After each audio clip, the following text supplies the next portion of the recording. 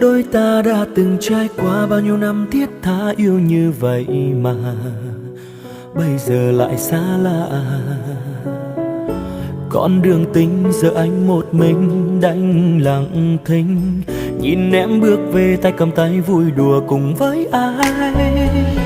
Anh mất đôi môi ta đã chót trao, nhưng tại sao đến hôm nay lúc hiện tại em đã không còn được nhẫn nại. Bên cạnh người tình mới em đã quên rồi, để anh khoác lên thân mình màu đơn côi. Ta đã từng hứa yêu nhau đến muôn đời sau, anh vẫn luôn khắc sâu nhưng hôm nay ân tình phai màu. Còn gì nữa đâu và đành buông lời những câu, ta phải xa rời nhau như hoa kia dần úa màu. Trong lòng buồn mỗi khi anh ngắm hoa những dòng lệ rơi, em giờ đang khác đi anh biết chắc chắn sẽ không còn cơ hội. Đành vậy thế thôi, ân tình này vỡ đôi, anh chúc em luôn nở nụ cười yên vui.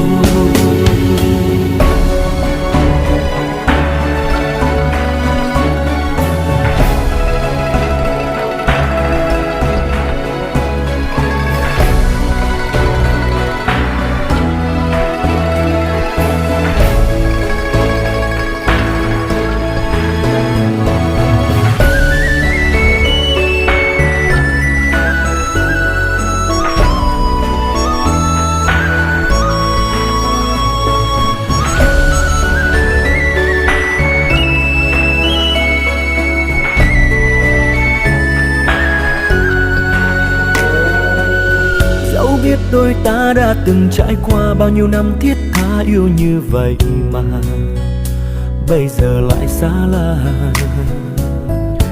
Con đường tình giờ anh một mình đành lặng thinh, nhìn em bước về tay cầm tay vui đùa cùng với ai. Anh mất đôi môi ta đã chót trao, nhưng tại sao đến hôm nay lúc hiện tại em đã không còn được nhẫn nại.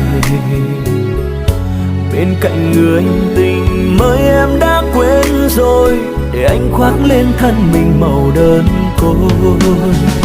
Ta đã từng hứa yêu nhau đến muôn đời sau, anh vẫn luôn khắc sâu nhưng hôm nay ân tình phai màu. Còn gì nữa đâu và đành buông lời những câu, ta phải xa rời nhau như hoa kia dần úa màu. Trong lòng buồn mỗi khi anh ngắm hoa những dòng lệ rơi, em giờ đang khác đi anh biết chắc chắn sẽ không còn cơ hội. Đành vậy thế thôi, ân tình này vỡ đôi, anh chúc em luôn nở nụ cười yên vui. Ta đã từng hứa yêu nhau đến muôn đời sau, anh vẫn luôn khắc sâu nhưng hôm nay ân tình phai màu. Còn gì nữa đâu và đành buông lời những câu, ta phải xa rời nhau như hoa kia dần úa màu.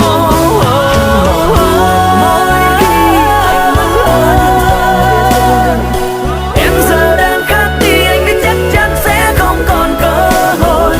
Đành vậy thế thôi, ân tình này vỡ đôi, anh chúc em luôn nở nụ cười yên vui.